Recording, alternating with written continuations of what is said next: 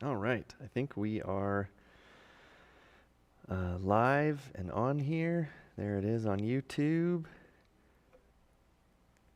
So, good evening, everybody. Just waiting. There it is on Facebook. Wow, that worked a lot faster than last time. So, let me know if you can hear me. Oh, I can see a few people hopping on. I see Debbie's watching, and David and Ann are watching. Tina's watching on the website. Good evening, Debbie. Thanks for joining us. And I think you're the one who makes the treats for Conquer, I believe. And so every week, Bill brings me my bag of treats. So thank you, Debbie. um, so, yes, thanks for tuning in to another Wednesday night. This is week 13. If you're watching, you can let me know in the comments. Say hi. And we'll get started in just a minute here. I'll just wait a minute or so to let people hop on. So thank you for tuning in. Like I said, week 13, we are in chapter 17 of the book of Revelation tonight. So we only have 6 more chapters left in this book. Hello, Lori, and I can see Leah's watching. Thanks for watching. That's awesome. 6 more chapters left in this book, so we're kind of nearing the end. And I have really enjoyed walking through this book of the Bible with you. It's been really good, and I've heard from lots of you that it's helped your understanding, and for some of you, it's kind of caused you to dig a little bit deeper into the Word, which is always good. So yeah, that's good. And I heard back from a few people that said, yes, once Revelation is done, let's just keep doing Wednesday night online Bible studies. So whether it's another book of the Bible or something like that, we'll figure that out, but we'll probably just keep going if there is a want and a need for that. So, and Suzanne's watching from the island. That's awesome. Thanks for tuning in. I'm looking forward to whatever you're going to teach us this evening. Awesome. Thank you. So, the book of Revelation, and I hope you don't mind that I just kind of do a few reminders every week just so that we're all on the same page. So, the book of Revelation is an apocalypse, and it's kind of this unveiling of what's really going on. That's really what the word apocalypse means. It's this pulling back of the curtain, so to speak, and it reveals what is going on behind the scenes of world history, and it's kind of like you see things. Oh, I'm waving to people as they walk by. You see things with your senses, right? Here's what's going on in the physical world. In the book of Revelation, it's as if John gets this glimpse, this curtain is pulled back, and then he gets a glimpse into the spiritual realm and what's going on throughout these scenes of world history. So we've talked about how my opinion, my approach to the book of Revelation is that it's not solely a book describing a future 7-year literal period right before Jesus comes back. We've talked about how actually, I'd say probably 95% of people that have talked with me about this study that we're doing, they grew up with that kind of left behind. It's very chronological. It's all future. It's all very literal. And what I mean by that, the Bible, we believe the Bible is literally God's word, but they mean literal as in it's not symbolic, it's not metaphor, it's like this is literally chronologically what's going to happen. And then, this happens, and then this happens, and then there's a literal mark of the beast on your forehead, and that's what I mean by that. So my approach is that Revelation, because it's an apocalypse, it's actually not meant to be read that way. That's not how you are meant to read apocalyptic literature. And so apocalyptic literature uses images and metaphors and symbols and numbers to describe, yes, a future reality, but it also describes our current reality as well. So we've talked about how there is movement in the book of Revelation. Like we're moving towards the end. We're even going to see that tonight in chapter 17. But it's not linear and it's not necessarily chronological. If you remember, like we kind of, or not, I shouldn't say we, many people view, so you have the seals, 1, 2, 3, 4, 5, 6, 7. You've got the trumpets, 1, 2, 3, 4, 5, 6, 7. And then, not the seals again, that's silly. The bowls, 1, 2, 3, 4, 5, 6, 7. And many people read the book of Revelation as it's just linear and it's just one thing after another. The seventh seal is opened, and then boom, next up is trumpet number 1, 2, 3, 4, 5, 6.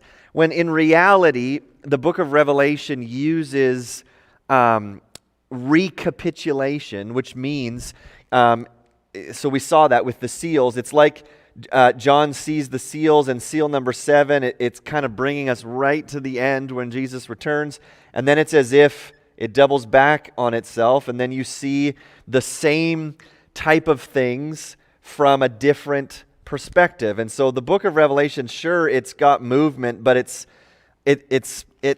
doubles back on itself, and so it's not necessarily linear and chronological. So I think overall, and this is what I have found super encouraging and super interesting about this book, overall, the message that I think we've seen week to week to week, and it just seems to come up every chapter, the message is a call for faithfulness and endurance. I think we've seen that in almost every chapter. There is, even if it's just one verse, it's like, this is a call for the saints to endure. Even think about last week when we looked at the 7 bowls of God's wrath. Even in verse 15, God says, "Behold, I'm coming like a thief. Blessed is the one who stays awake." So there is this call to stay awake, to be faithful, to make it until the end. So the book of Revelation, it really is a book of discipleship for how do we remain faithful to Jesus until he comes back. That's really the main point of the book. So like I said, last week we looked at chapter 16. John has this vision of these 7 bowls of God's wrath. And so John sees different angels pouring out bowls of God's wrath. And there was so much imagery that was taken from the story of the Exodus, right? When God sends these 10 plagues on Egypt. And so we see, in these 7 bowls, there's so many similarities. There's plagues, and there's rivers turning to blood, and there's hail, and there's frogs, and on and on and on. So I read one scholar that said that chapter 16 is like, John took all of the plagues of Egypt and put them in a blender and just blew them up to huge proportions, which is kind of what it felt like. So basically, the 7 bowls was the point of view from God's throne, right? So I would say the 7 seals was the view from the vantage point of the persecuted church. The 7 trumpets was the view from the vantage point of the world. And then the 7 bowls was the view from the throne of God. And so there was a lot of judgment and heavy things like that in last week's chapter. So tonight we want to study Revelation chapter 17, and most of the headings in your Bible would call this chapter the Great Prostitute and the Beast. So yet again, this is one of those can be confusing chapters of the Bible. There is a lot of imagery and there's a lot of wording used. This is one of the chapters that many people have tried to crack the code, so to speak, of who this is and when this is, and you'll see why as we study it. But I think overall, we're going to see some truths about evil in this chapter. We're going to see, evil's seductive nature, but we're also going to see God's triumph over evil and how evil actually always ends up devouring itself, which is super fascinating. And you'll see that near the end of chapter 17. Hello, Baburam, watching from Nepal. Glad you could join us. Brother, hope your son is doing better. We keep praying for him. Let us know how we can pray for him. So I want to read, and Jeremiah says, "Hey gang, we finally made it back." Awesome. Thanks, Jeremiah, for joining on YouTube. That's great. So I'm going to read Revelation 17, and then we'll just kind of walk through this book together. So starting in verse 1, this is what it says. Then one of the angels who had the 7 bowls came and said to me, "Come, I will show you the judgment of the great prostitute who is seated on many waters, with whom the kings of the earth have committed sexual immorality, and with the wine of whose sexual immorality the dwellers on earth have become drunk." And he carried me away in the spirit into a wilderness, and I saw a woman sitting on a scarlet beast that was full of blasphemous names, and it had 7 heads and 10 horns. The woman was arrayed in purple and scarlet and adorned with gold and jewels and pearls, holding in her hand a golden cup full of abominations and the impurities of her sexual immorality. And on her forehead was written a name of mystery, Babylon the Great, mother of prostitutes and of earth's abominations. And I saw the woman drunk with the blood of the saints, the blood of the martyrs of Jesus. When I saw her, I marveled greatly. But the angel said to me, "Why do you marvel? I will tell you the mystery of the woman and of the beast with 7 heads and 10 horns that carries her. The beast that you saw was and is not, and is about to rise from the bottomless pit and go to destruction. And the dwellers on earth whose names have not been written in the book of life from the foundation of the world will marvel to see the beast, because it was and is not and is to come. This calls for a mind with wisdom. The 7 heads are 7 mountains on which the woman is seated.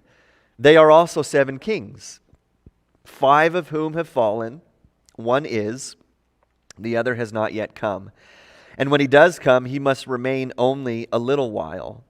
As for the beast that was and is not, it is an 8th, but it belongs to the 7, and it goes to destruction.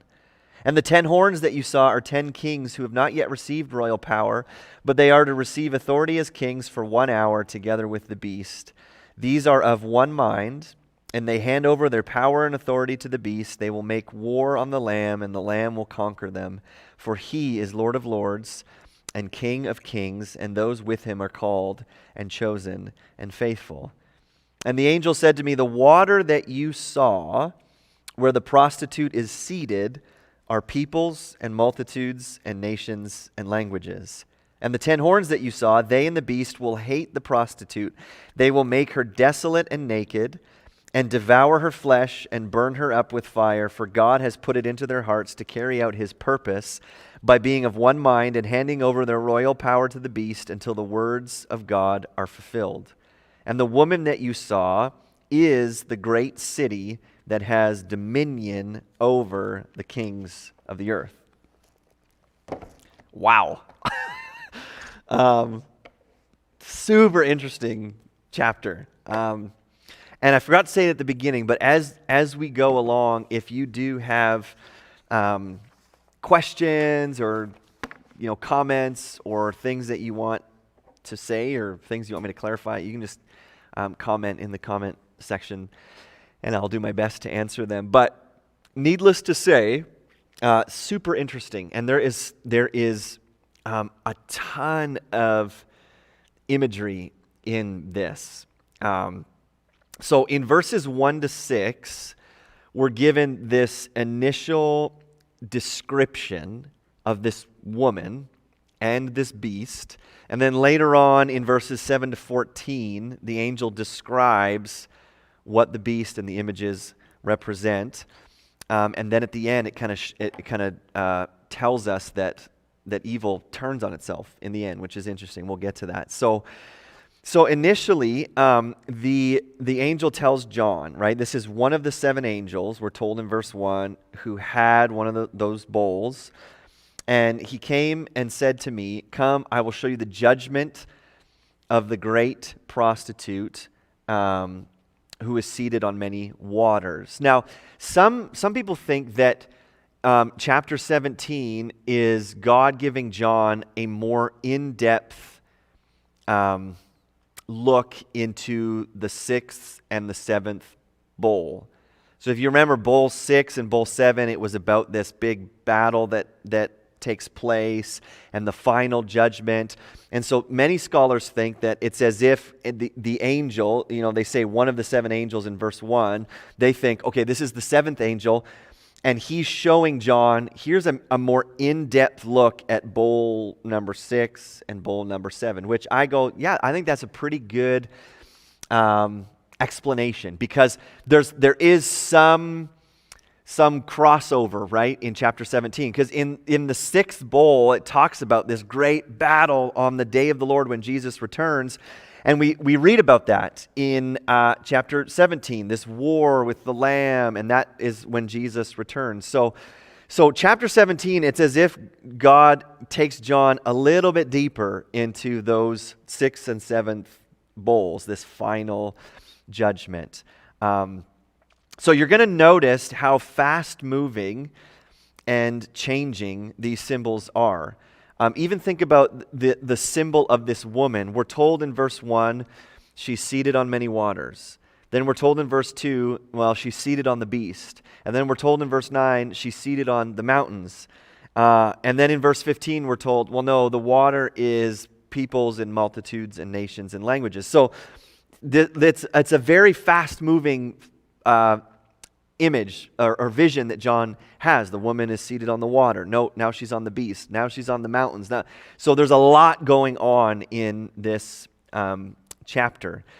So John then, the angel says to John, I'm going to show you the judgment of the great prostitute who is seated on many waters. And then in verse 2, we're told that the kings of the earth have committed sexual immorality, and the dwellers on earth, and that phrase, right, those who dwell on the earth, we've noticed in the book of Revelation, that refers to unbelievers, those who are not sealed by God. So those who don't follow the Lamb, those are called dwellers on earth, or those who dwell on the earth. It says that they, so unbelievers, became drunk with the wine of her sexual immorality.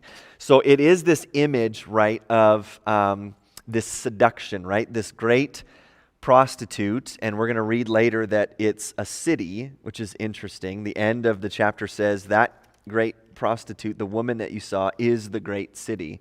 So again, metaphors being swapped out. But it's this seductive nature, right? She seduces the kings of the earth. She seduces unbelievers to become drunk on sexual immorality, and so that's what she does. So verse 2,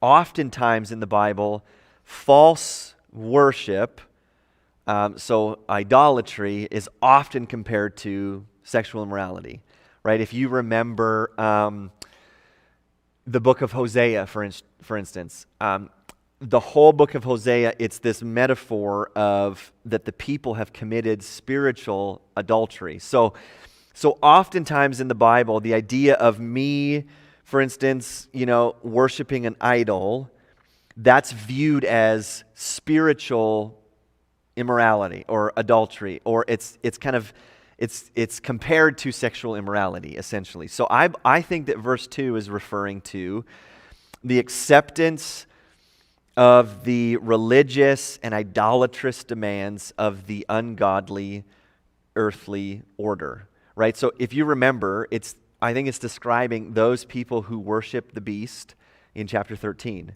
right? Those who worship the state, who worship the empire, who worship the government, the political leader of the day, right? That would be the beast. And so I think what we're seeing is is this prostitute, this image of this woman who is seducing people into committing spiritual adultery and idol worship. Now, verse 3, John is carried away into the wilderness. And here he sees a woman sitting on a scarlet beast. And we're told that this scarlet beast is full of blasphemous names and has 7 heads and 10 horns. So this description of the beast is almost identical to the one in chapter 13. So if you flip back to chapter 13, there's this description of a beast, and it says, I saw a beast rising out of the sea with 10 horns and 7 heads and 10 diadems on its horns and blasphemous names on its heads. And so it's the same beast is being described, essentially. And so this is what John sees. He sees the beast from chapter 13, and he sees this woman riding or sitting on the beast. And here's the description of the woman. She's arrayed in purple and scarlet. She's got gold and jewels and pearls. So that's alluding to the fact of being prosperous and wealthy and rich, right? She's dressed in fine clothing. She's holding a golden cup, but we're told that it's full of abominations and impurities. And then written on her forehead is Babylon the Great, mother of prostitutes and of earth's abominations. And then we're told, John says, he sees the woman and she was drunk, but she's not drunk on wine. She's drunk on the blood of the saints, the blood of the martyrs of Jesus. So a couple of things. We are told that this vision of a prostitute represents Babylon, right? That's the name that is written on her forehead. Babylon the Great, mother of prostitutes. So is this a real woman? No, this woman represents Babylon. And so remember, right, and we've seen this a few times, Babylon it's almost a code word, for lack of a better term, for any and every nation that is in rebellion against God. Babylon, the history of Babylon goes all the way back to Genesis chapter 11, the Tower of Babel. That's where Babylon came from. That's where we get the word. And what is the story of the Tower of Babel, or Babel? That story is a story of humanity seeking to build a city without God, right? Hey, we're going to make a name for ourselves, and we're going to build a city that reaches the heavens, right? And we'll never be scattered. So that's the root origin of Babylon. It's human beings together saying, let's build a city without God, right? And then throughout the biblical narrative, Babylon is used as almost an archetype of an evil, wicked nation in rebellion to God. So John, when he says that he is seeing this woman and she's representing Babylon the Great, he's not seeing literally Babylon, right? That nation, at the time when John is having these visions, that nation had been conquered 600 years earlier. So what was the Babylon in John's day? Well, it was Rome, right? Rome was this evil, oppressive nation. And so Rome was Babylon. And you'll see throughout the Bible that Egypt was Babylon, and Nineveh was Babylon, and Rome was Babylon, and Persia and Greece, all of these nations that seek to make a name for themselves and move out from under the authority of God and then begin to blaspheme and claim divinity, they are called Babylon. So all throughout history, we've seen many, many Babylons. And so that's what John is seeing, this woman who represents Babylon the Great.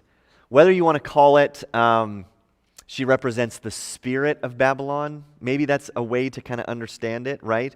And what is the spirit of Babylon? Abomination, impurity, blasphemy, sexual immorality, idolatry, that, right? She's holding a cup full of abominations and impurities. That's what Babylon represents. So that's who the woman is. So we're told that, right? The woman is not really a woman. She represents Babylon, any and every nation that is opposed to God. And then we see the beast described in verse 3. I'll just remind you, because we talked about this when we went through chapter 13, but we're told that the beast has 7 heads and 10 horns. Heads represent, or they're a symbol of authority, and horns are a symbol, or they represent strength. And we've talked all along that numbers in the book of Revelation are symbols as well. They mean things, right? When Revelation chapter 5 says that John sees a lamb who was slain, who has, 7 horns and 7 eyes. Well, Jesus doesn't literally have that many horns and eyes. I don't think he has any horns. But numbers mean something. So the number 7 is a number of completeness or fullness. And so is the number 10. 10 is also a number of completeness and fullness. And so when you think about John, he sees a vision of a beast who has 7 heads and 10 horns. What that means is he's seeing a picture of evil that has complete or full authority or complete or full strength. Basically, it's a vision of something that is very, very authoritative and very, very strong, right? That's what these heads and horns represent. And so we're told that the beast has great authority and he has great strength. And so the heads and the horns refer to like fullness of power held by evil kingdoms who persecute God's people. And so we're going to get into a little bit more of, because John, the angel tells John later on what the heads and the horns mean. But if you remember, the beast in chapter 13, which is what John is seeing, represented the state, the empire, right, that demanded worship.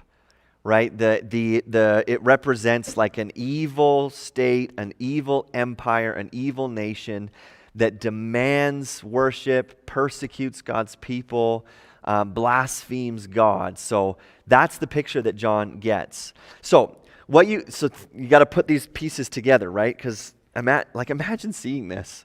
But what you have is you have Babylon, right? The prevailing economic, religious system, an evil nation and empire, right? You have Babylon represents any nation that is evil and opposed to God. And so you have Babylon in alliance with the state, the beast, and its related authority as it has existed throughout the ages. So what I mean by that is when we would say Egypt was Babylon or Rome is Babylon, what we mean is that the beast is operating with the spirit of Babylon, if that makes sense, right? Here's Babylon, the woman, riding on the beast. And so you have this partnership of evil, almost. The woman represents the ungodly world as it works with the state, socially, culturally, and economically, to persecute Christians. right? So the reason that, like I said before, Babylon is pictured as a prostitute is it points to her alluring and seductive nature in actually drawing people away from Christ. If you think about it, even in Revelation chapter chapter 2, when actually Jesus refers to Jezebel, right, in the letter to the church of Thyatira, so many parallels are drawn between this woman, Babylon, and Jezebel. And what does Jesus warn the church, right? You're tolerating this woman, Jezebel, who is seducing my servants to practice sexual immorality and to eat food sacrificed to idols. So same exact issue, right? Babylon is seen as seducing people to worship the beast, to worship idols. And even in Revelation chapter 2, Jezebel is seen as seducing people.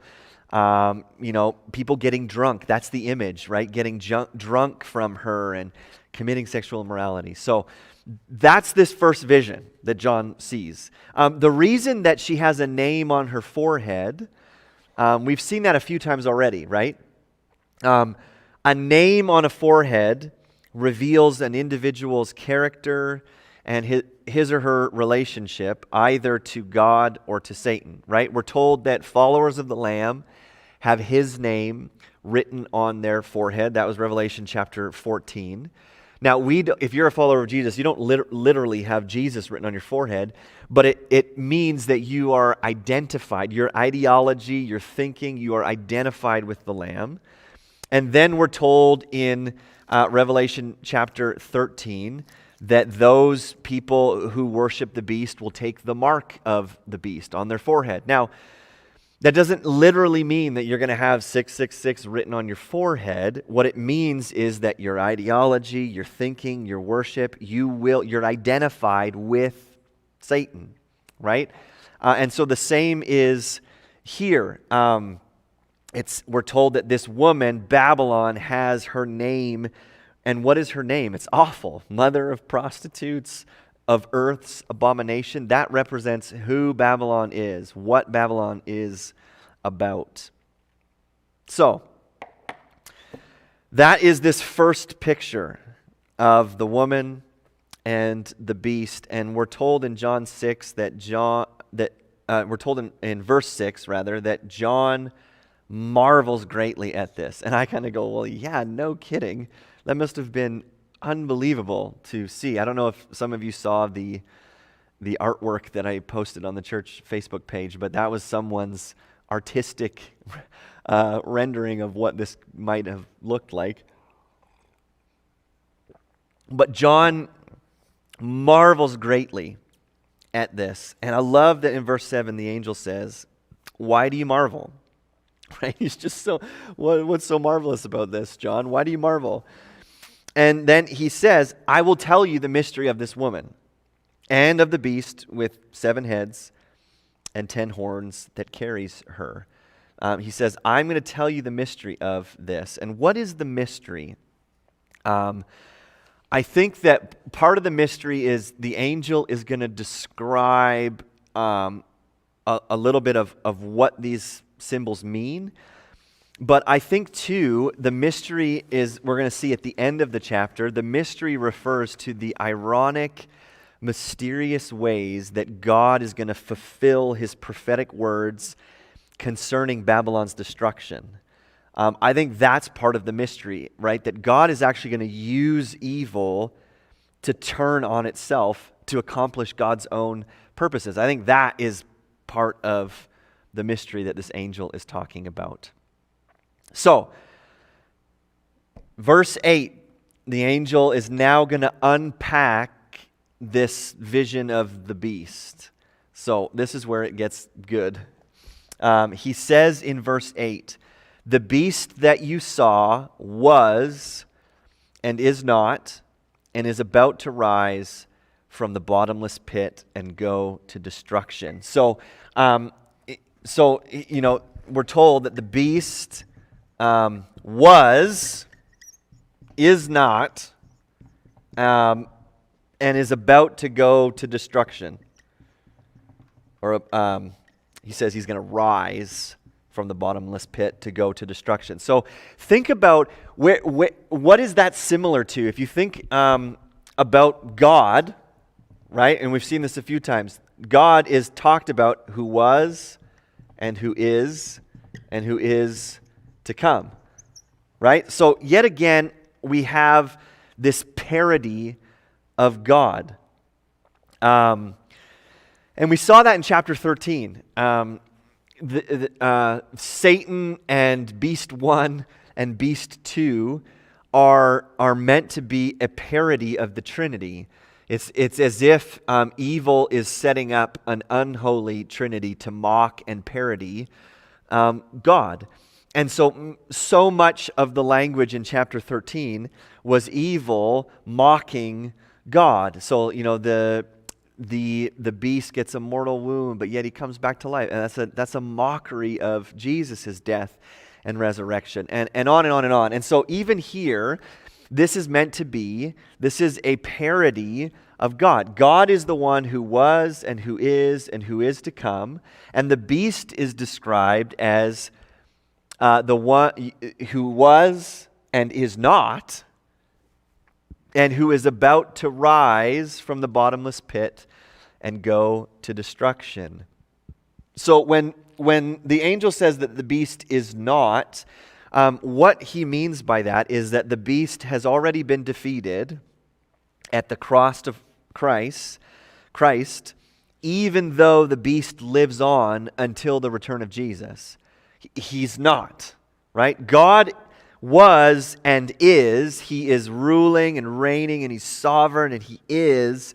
And what the angel is saying, the beast is not. Even though the beast is still causing havoc and persecuting the church, well, he's not. He's already been defeated through the death and resurrection of Jesus, even though he lives on. And about to rise is meant to be a parody of the resurrection and the second coming. But what does the beast rise to? The beast rises to destruction, right? Which will happen when Jesus returns. Now, the rest of verse 8 talks about the dwellers on earth. And again, we talked about that. That represents unbelievers. That's a phrase used to describe. It doesn't mean literally anyone that dwells on the earth. Dwellers on earth means unbelievers, those who don't worship the Lamb. And we're told that because it says in verse 8, their names have not been written in the book of life from the foundation of the world. So these are unbelievers. And it says that they marvel to see the beast because it was and is not and is to come.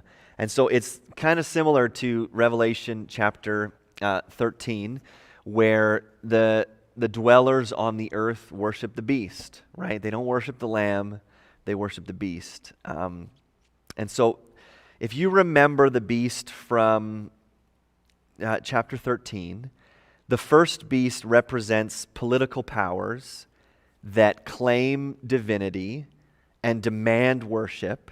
So it would be representative of empires, nations, political powers that blaspheme God and persecute his people. That would be the first beast.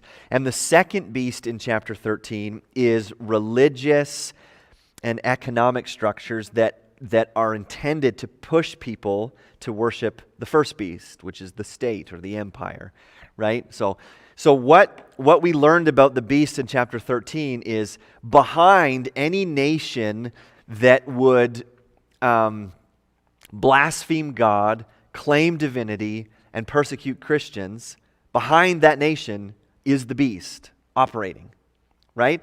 And then any nation that does that and then has religious or economic structures that then push people to worship the state, that would be the second beast operating in a nation. So just to remind you of what these beasts are, I don't think that the beast is a literal one guy, right? We talk a lot about the Antichrist, even though the word Antichrist appears nowhere in the book of Revelation. We think that it's this one guy near the end who's going to deceive the whole world. I think chapter 13 is describing any and every nation that blasphemes God, persecutes Christians, sets up idolatry. That would be the beasts working behind the scenes. So then in verse 9, the angel says, this calls for a mind with wisdom. So, do you have a mind with wisdom? Because the angel says, you're going to need one. This calls for a mind with wisdom, and now he's going to give us what some of these things represent. So he says this calls for a mind with wisdom, and he says the 7 heads are 7 mountains. So you go, okay. It's not really helpful. And so he says the 7 heads are 7 mountains on which the woman is seated. So, right, she's not seated on the waters anymore. She's seated on the mountains. And then it says they are also 7 kings. So wrap your mind around that. The 7 heads on the beast, we're told, are 7 mountains, and they're also 7 kings. And then, this is where it gets really interesting. He says, 5 have fallen. 5 have fallen. 1, I believe it says 1 is. And 1, sorry, I lost my place. The other has not yet come. Not yet come. Okay, so the 7 heads are 7 mountains. They're also 7 kings. 5 have fallen. 1 is, and the other has yet to come. And when he does, he must remain only a little while. So isn't that a head scratcher? So there's been a couple of ways to interpret who is the angel talking about. Like, what is John seeing here? And like I said, much has been written about trying to crack the code of who this is, and usually it's in an attempt to kind of pinpoint the Antichrist. Right? 5 have fallen, 1 is that one, and it's trying to pin the tail on the Antichrist. Who is it? When is it going to take place? So there's a few different ways that verses 9 to 11 are viewed. Some have viewed it as John is seeing the empire of Rome being described here for a couple of reasons. One, Rome was built on 7 mountains. So some people have said, the 7 heads are 7 mountains. So John is seeing the nation of Rome. And if you're curious, the 7 mountains, I found this interesting. I actually didn't know that. But they were called Palatine, Capitoline, Aretine, Celian, Equiline, Viminal, and Quirinal. Those are the 7 mountains that Rome was actually built on. And so it's led some to say, well, John is just seeing a vision of Rome. This is his reality that he's living in right now. And then they've gone to go, okay, so five kings have fallen, 1 is, and 1 is not yet come. And so much has been written about, okay, well, this is talking about 5 emperors from Rome that have already died, and 1 that is. So this would be in many people's mind, well, the emperor that was, while John was seeing this vision, was Domitian. So they would say, well, he's the one who is. He's the emperor that's reigning right now. And then there's 1 who's not yet come. But there's some problems with that, right? And I won't write them all down, but you have the list of emperors for Rome. You have Julius Caesar, Augustus, Tiberius, Caligula. Claudius, Nero, Galba, Otho, Vitellius, Vespasian, Titus, then Domitian, and then Nerva. And so Nerva would come after. But here's what's interesting. If this is only describing Rome, it's kind of anticlimactic.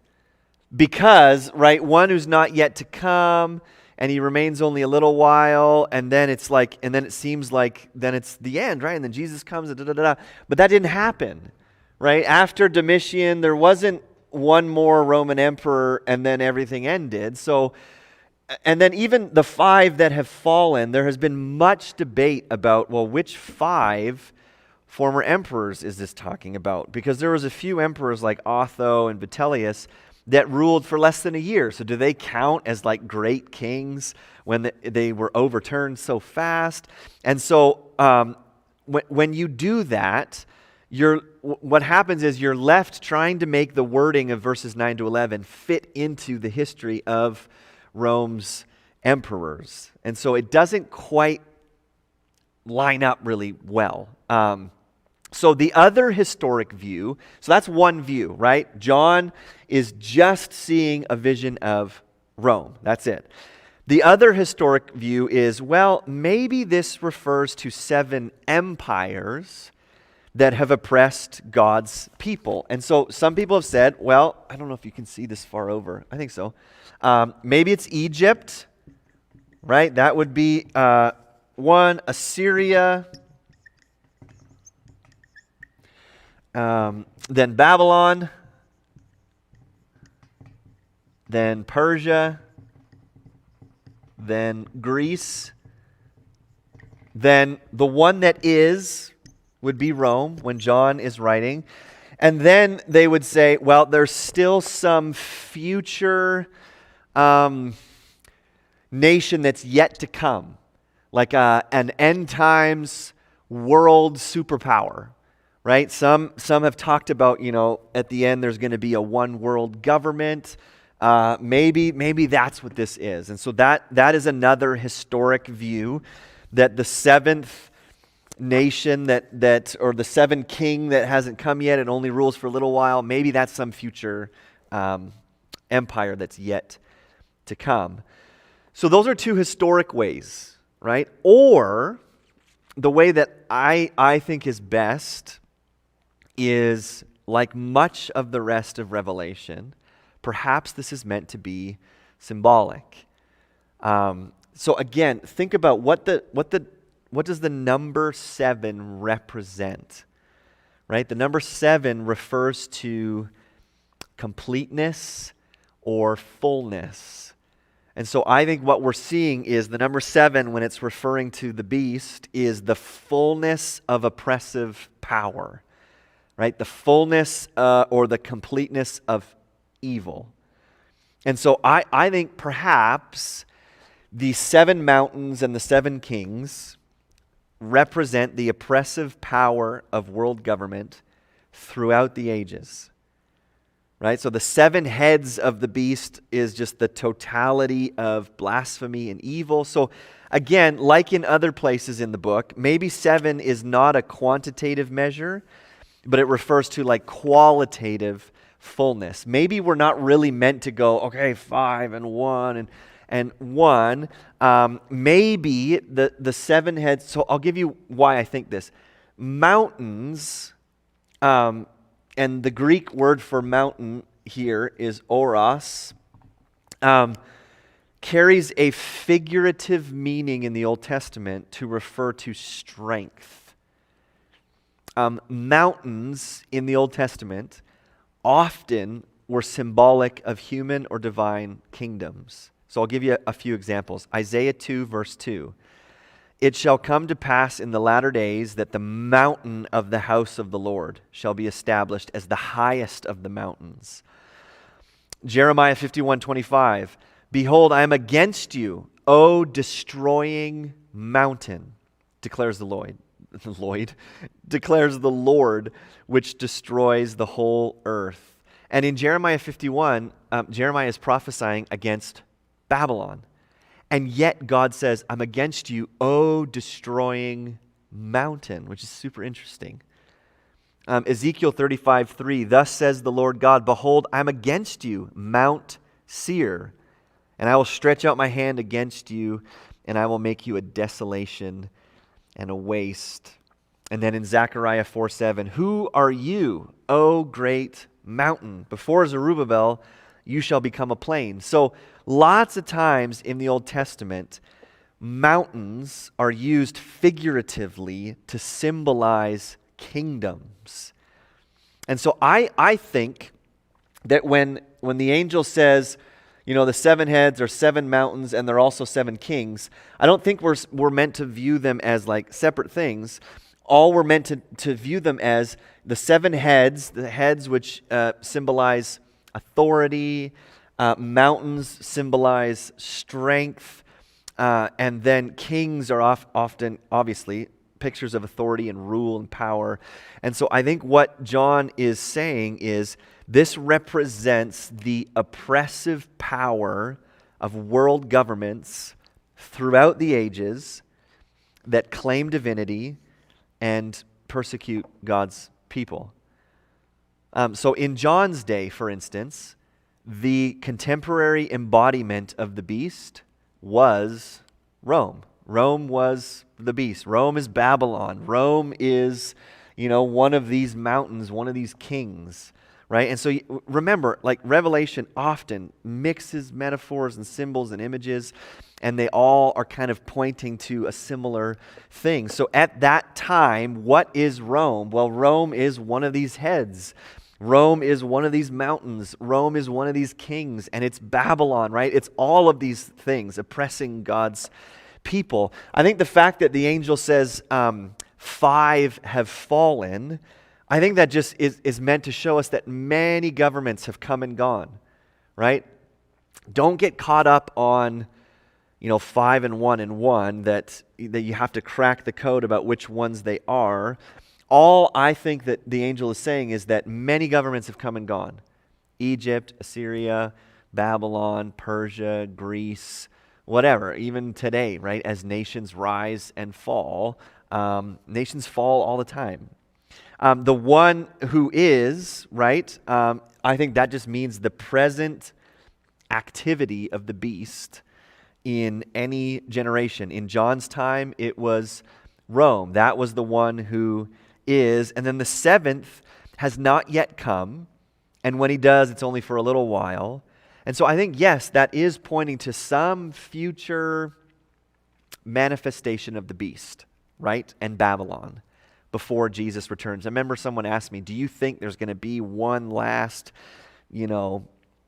evil empire that rises? And there very well could be. And perhaps that's what this one is talking about. This last evil nation that rises right before Jesus comes back. That very well could be. Now, here's what I find interesting, and please, if you have questions, you can comment. I always get slightly worried when it's quiet, if people are going, what on earth is he talking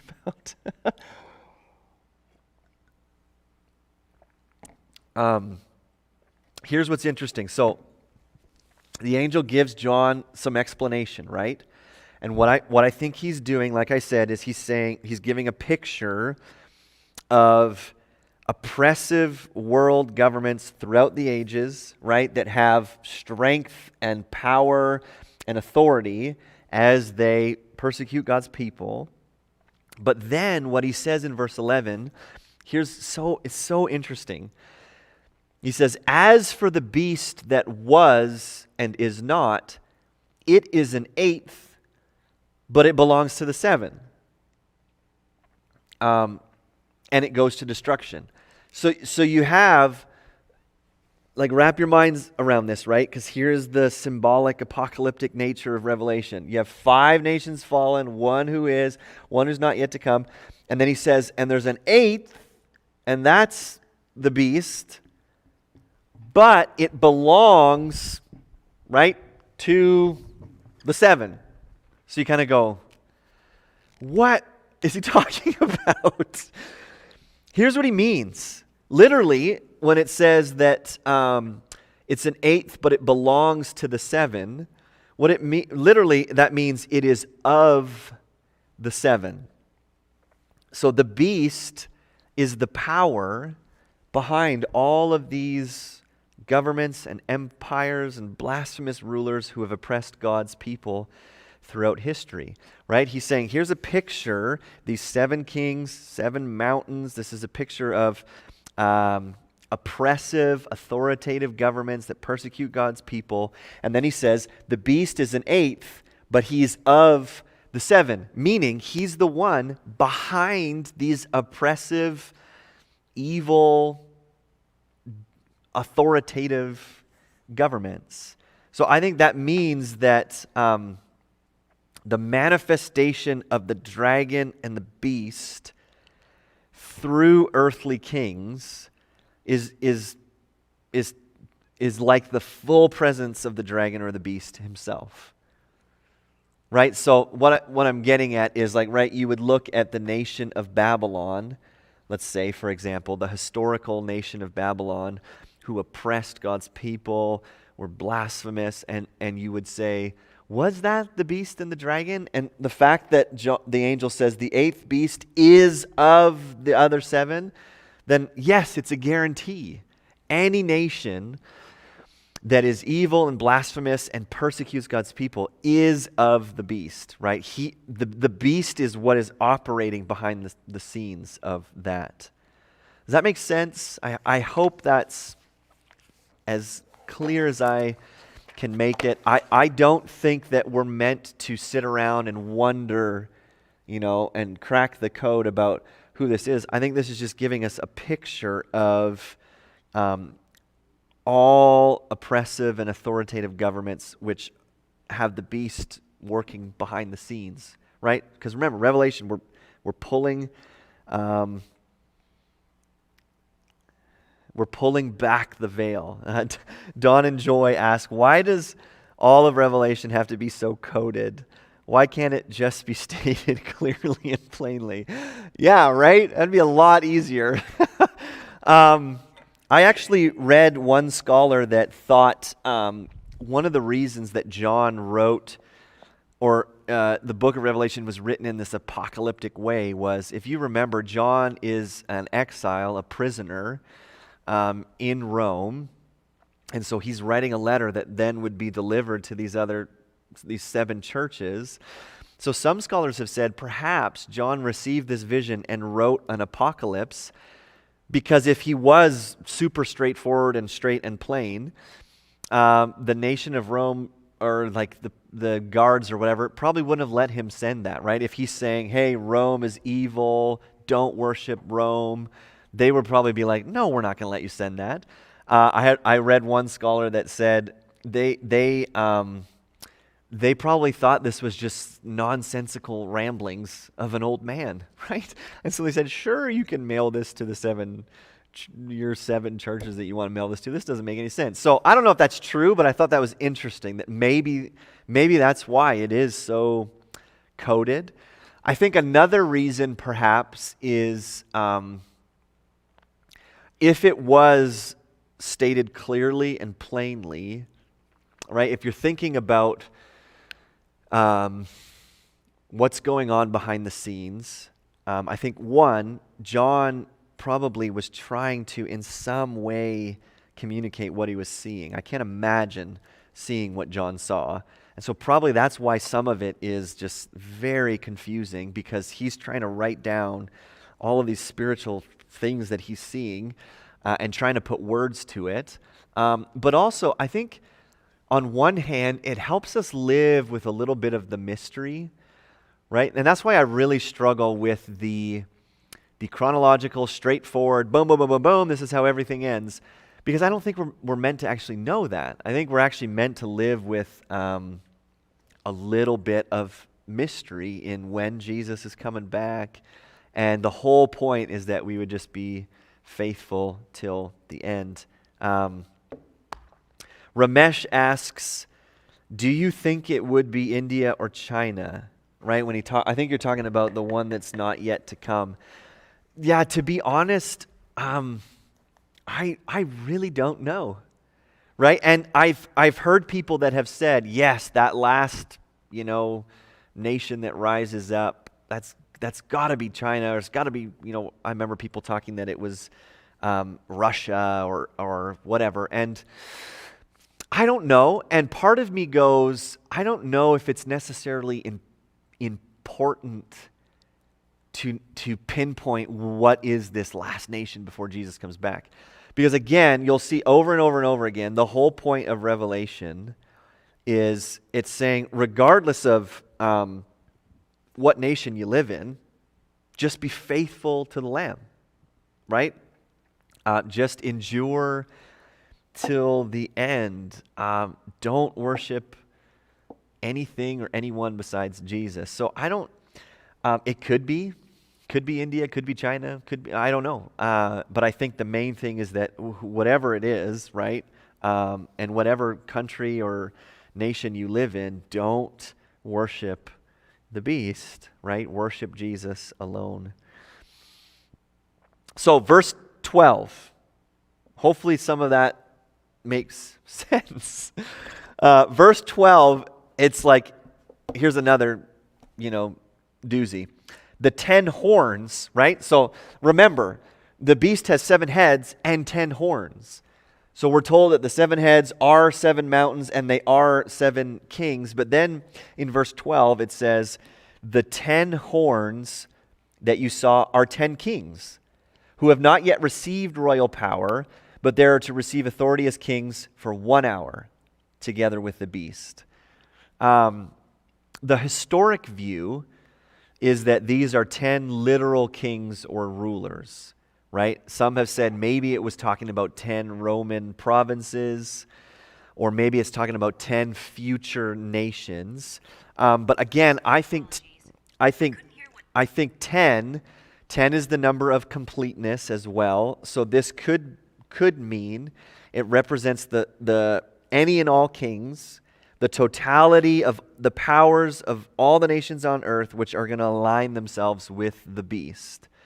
So I think it very well could be referring to future kings, and by that I mean future empires and nations that are going to blaspheme God and persecute God's people. And it's almost, the way it's described, it's like it's this concentration of universal power in the very last days, right, before Jesus returns. So I think when it's talking about 10 kings who haven't received power yet, I think what it's talking about is this complete totality of these nations on earth, which at the very end are going to align themselves with Satan before Jesus returns.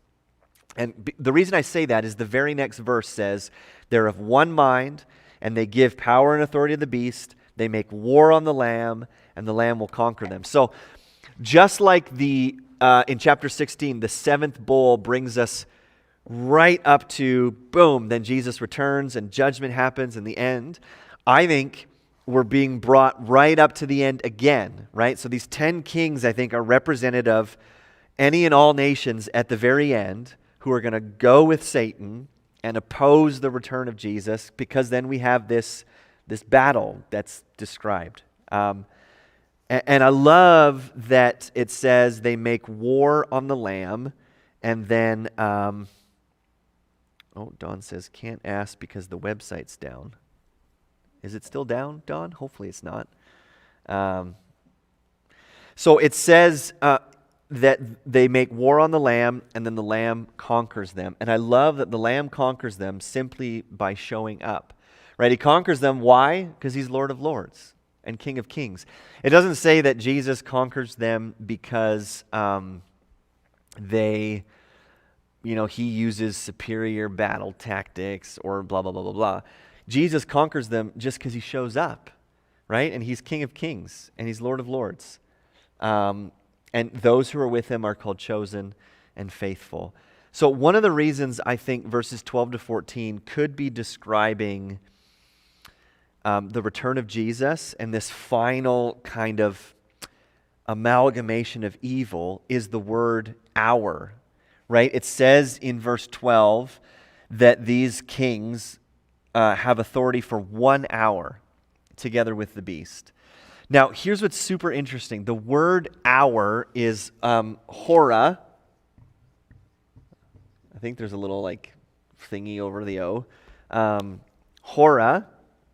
And that word is used in the book of Daniel really uniquely in all of the Old Testament to refer to the final eschatological hour where saints are persecuted, forces of evil are destroyed, and saints are rewarded. So the word hour that is used, it refers to literally like the final moment of history before Jesus returns. So I think that's why we're seeing this kind of final battle, perhaps, is that these 10 kings, I think that's representative of the completeness of any and all nations who worship the beast and oppose Jesus. It's like they're given authority for 1 hour at the very end, and then Jesus returns and they're conquered. Now, the very last 3 verses, and hopefully the website's still working. I know Don texted me. I'm gonna text him. Does it work? Is the website working? So hopefully it is, and you can still see me, Don. The last 3 verses are really fascinating. We're going to see that at the end of history, God is going to inspire the state and its allies to turn against the economic and religious system in order to remove its security and destroy it. So what I mean by that is God at the very end is going to actually cause evil to collapse in on itself, which is just, it's amazing, right? It's pictured as evil turning in on itself in like a civil war type of way. And what's fascinating is that even Jesus talked about this in Mark chapter 3, verse 26. Jesus, he's talking about, conquering Satan. Okay, so people are saying the website works. Okay, so I don't know, Don, what you're saying. Maybe your TV doesn't work. But in Mark 3, verse 26, Jesus says, "If a house is divided against itself, that house will not be able to stand. And if Satan has risen up against himself and is divided, he cannot stand, but is coming to an end." And that's exactly what we see in verses 15 to 18 of chapter 17. We see evil turning in on itself, and God is the one that causes that to happen. So John is told in verse 15 that the beast, the prostitute, which is Babylon, is seated, and she's seated on peoples and multitudes and nations and languages. So again, I think that's just representing any and all nations that are evil. There's Babylon. But then it says this, the 10 horns that you saw, they and the beast will hate the prostitute. And they'll make her desolate and naked, and they'll devour her flesh.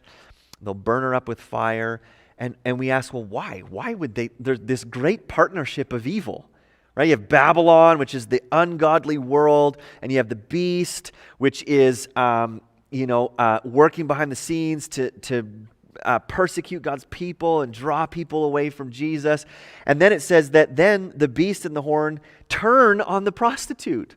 And it says this in verse 17, "For God has put it into their hearts to carry out his purpose by being of one mind and handing over the royal power to the beast until the words of God are fulfilled." So God, again, it's so encouraging because God is sovereign over all of this that's happening, right? God puts this into their hearts, these nations, to turn on each other, to turn evil collapsing in on itself. And it says that God did that to actually carry out his purposes. So again, God is sovereignly in control of everything. And the imagery of the 10 horns and the beast destroying the harlot, they're actually taken from Ezekiel chapter 23 and Ezekiel chapter 16. So Ezekiel chapter 23, starting in verse 25, there's some similar language. I will direct my jealousy against you, that they may deal with you in fury. They shall cut off your nose and your ears, and your survivors shall fall by the sword. They shall seize your sons and your daughters, and your survivors shall be devoured by fire. They shall also strip you of your clothes and take away your beautiful jewels. Thus I will put an end to your lewdness and your whoring begun in the land of Egypt, so that you shall not lift up your eyes to them or remember Egypt anymore. So that is describing in Ezekiel what Babylon was going to do to Israel. And so now you have, at the very end of history, it's almost this reversal, right? Now what Babylon did to Israel, it's being applied to the Babylonian world system, that it's going to collapse in on itself. So it's so encouraging on one hand, right? On one hand, you read that and you go, yeah, before Jesus returns, it's going to get worse, right? Because nations that are evil and worship the beast and follow Satan are going to rise up and they're going to persecute God's people. So it is going to get worse, right? We don't want to be naive, but it's so encouraging that God is firmly in control, and at the end, he will make evil turn on itself. And I love the picture that Jesus shows up, right? It's like these nations are gathered together. We're going to make war on the Lamb. We hate Jesus. We hate his church. And Jesus shows up and he conquers them. And how does he conquer them? Just by showing up. Isn't that amazing? Because he's King of kings and Lord of lords. So on one hand, it's incredibly encouraging, right? We remain faithful to the end. And even if we die, right, we win. Even in our death, we win. And then Jesus shows up and evil collapses in on itself and Jesus conquers them. So, I mean, we know the end of the story, and the end of the story is that Jesus wins, which is super encouraging. Before we end, I want you to notice that in the book of Revelation, there's some very intentional comparisons being made. And we've seen it a few times, but there's a very intentional contrast being made between Babylon and Jerusalem, right? It's this contrast being made between the city of God versus the city that is opposed to God, right? And there's this contrast between the bride of Christ and the Babylonian harlot, because so you have the bride of Christ, which is called the city of Jerusalem, the New Jerusalem, and then you have the prostitute, which is called Babylon. And what you have is this picture of these two cities, these two women, right? The bride of Christ, Jerusalem, and the prostitute, Babylon. And what you have in the book of Revelation is these two pictures between the first and second comings of Jesus. And it's as if the book of Revelation is asking, okay, where do you land? Right? Are you following this way? Are you following the Lamb? Are you a part of the bride of Christ? Are you in the New Jerusalem? Or are you following the beast? Are you following the prostitute, right? Are you a part of Babylon? One is pictured as this pure bride, and then one is pictured as an impure harlot. And even the language that introduces both of them is identical. In chapter 17, verse 1, the angel says to John, "Come, I will show you the judgment of the great prostitute who is seated on many waters." In Revelation 21, it says this, "One of the angels who had the 7 bowls said to me, 'Come, I will show you the bride, the wife of the Lamb.'" Identical phrase, right? Same angel says to John, "Come, I'm going to show you the prostitute, Babylon, And that same angel, in a few chapters we're going to see, is going to say to John, "Come, I want to show you the bride, the wife of the Lamb." Both the bride and the harlot are adorned with costly jewels. The harlot is adorned to hide her inner corruption, and the bride is adorned to reveal God's glory.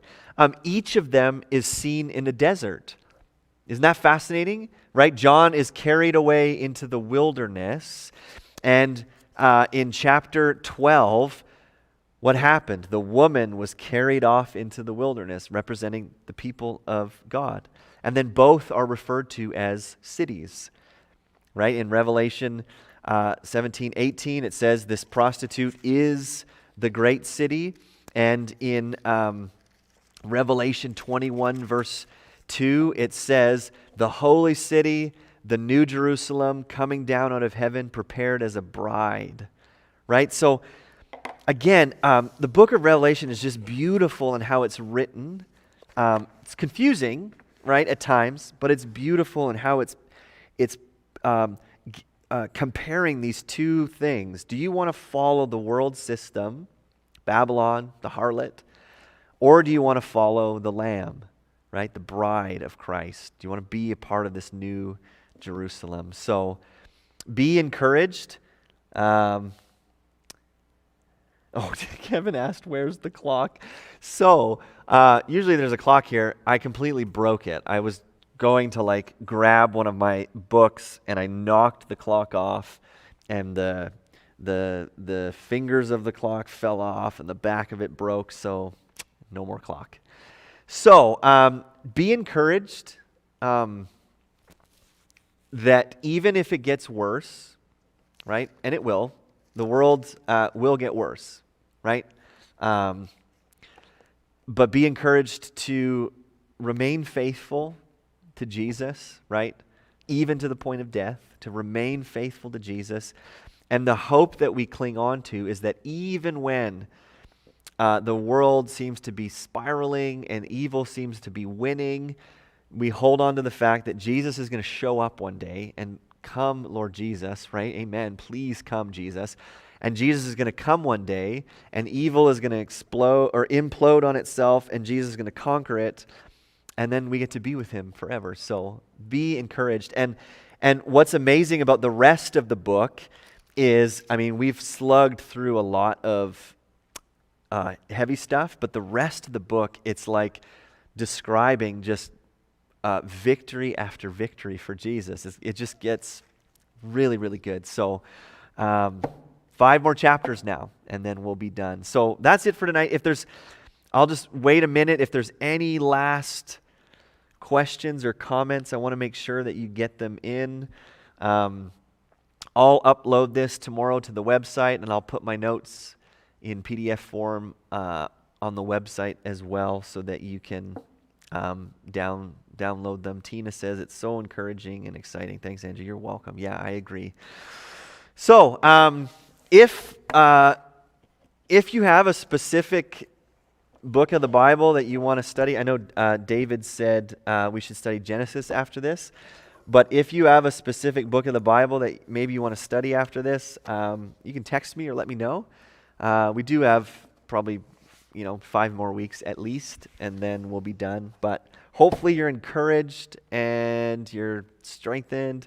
I know that especially during this time when we can't necessarily meet in person all together, I hope that stuff like this just puts iron in your bones and strengthens you. And I have no doubt that in a very short amount of time we'll be meeting together again, and it's going to be so good. So thanks for tuning in, and God bless you, and we'll talk to you next week.